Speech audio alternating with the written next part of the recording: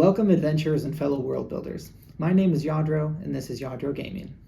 In this video we're going to be covering how you can keep everything neat and tidy and organized as you try to set up and run a campaign for the foreseeable weeks, months, or years into the future. Now there's a lot of different ways that you can do this. Some people just use text messages, some people have email chains, there's a bunch of other online apps and resources out there. In my years of DMing, I found that Discord is the easiest and most effective way to do all of this organization.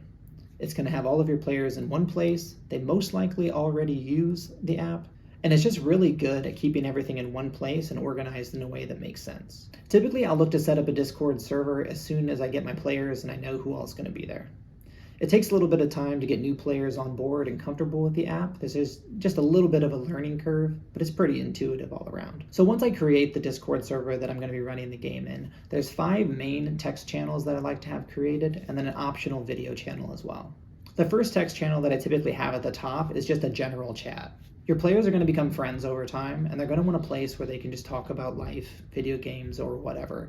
The general chat is a good way to accomplish that. The second text channel that I like to create is just a campaign chat, where the only thing that you're going to post in there is things that are happening in the game. This is where their strategy is going to be taking place, offloading from the previous week, or just sharing great moments. All of that's going to happen in this campaign chat. The next text channel that I create is one that's a campaign notes chat. Now, a lot of time your players are going to be keeping their notes themselves, but I find that a campaign notes section is an area where I can give a recap of the last session. And in doing so, I can kind of steer their attention towards things I want them to remember from that previous session. Typically, when I have a campaign notes channel, I disable the players from actually texting into it. You can just do this by going into the settings and restricting their permissions to write. In doing so, it gives me a place where I know it's not going to get cluttered and everything in there is going to be important. Your players are most likely going to be keeping notes on their own, but I find if you have a place where you can provide notes of things that you want them to focus on for the future and be able to refer back to, having a place that they know it's only your words is a way for them to pick up on important things that you want them to remember and think back to in the future. I like to include a scheduling conflicts page as well. And in this one, I'll just have all the days that we're playing listed out for the next 5 to 7 weeks. And I'll have them be able to contribute and add to that chat and just say like, hey, I'm gonna miss this date. And I'll put their character name beside it to show that they'll be missing that week. And this way, everyone knows if we're actually gonna be having a session, who's gonna be missing, if we're gonna be running a one-shot on that week. But having a scheduling page like that, where as soon as people know they have a conflict, they can throw it in there, is just a great way to keep track of everyone's schedule. Additionally, if I need to cancel a session, or if I know I'm going to be missing a week and we're not going to be playing that week, it's a great place that I can just go in there and just black out that weekend and let them know that we're not going to have a session so they can plan other things with their lives. The next channel I typically like to call Meme Central. This is where they can post any kind of memes, funny jokes. They can kind of poke fun at one another or poke fun at me, usually. Being the DM, and just post random videos or reels that they find online. It's a great place that'll save all of your other channels from getting cluttered with memes, so just have a meme central and they'll put them all in there, usually. I also keep a general voice chat available in case people have questions and want to speak with me after sessions or between them. I run all of my sessions in person, so I don't need a voice channel dedicated to playing remotely, but this is also where you would do that as well, instead of running through Roll20's voice chat or another one of the online apps.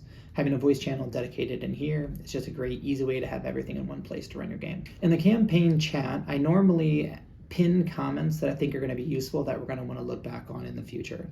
Typically, this is where I post a campaign map of the region that we're in that I make on Hexographer. This will be where I pin character backstories, character images that they want to remember, anything that they post that I think is valuable or interesting that we may want to look back on in the future. All of that I tend to pin in the campaign notes section. Typically in the campaign notes section, I have a pinned comment that just gives a 2 or 3 word explanation about what happened in a session, as well as how many players were in that session and what level they were and when they leveled up in those sessions. I keep that pinned at the very top so that players can look back on it to just get a really quick reminder about what we actually did in the previous weeks. In the campaign notes section, I also include an area for notable NPCs that they run into. I don't typically keep this up throughout the entire campaign because it gets to be a little bit burdensome. But I do have most of the NPCs in my notebook as we play. But having them here following the quiet year is usually a good place for people to orient themselves to the common NPCs that they're going to be finding throughout the game. So it's nice to have a pinned comment there where they can refer back to it quickly to remember, oh, what was that barkeeper's name? Or, oh, what was the name of the trade leader? It's just a good place to have it all in one spot. Having a pinned note as well for any kind of magic items the party finds, I think, is a really valuable resource. It gives the players another set of eyes on their equipment so that they can remember who has what and lets them solve their problems creatively, but it also lets you as a DM see who's hoarding all of the magic items or who's the first one that fills up their 3 attunement slots and who else may need magic items at the table. The final pinned comment that I usually include is just for the player characters. I typically have the player's name, their character race, class, and archetype, just so everyone can see in one place what everyone's full names are, what they're actually playing, what their archetypes are, and it keeps them aware of what's at the table so that should their character die or retire, they can look at what's already there and they can fill in any gaps in the future. Thank you so much for coming and checking out my video. I hope that you'll like, subscribe, and check out more videos in the future. I'll see you in the next video. And remember, why be a player when you can be a god?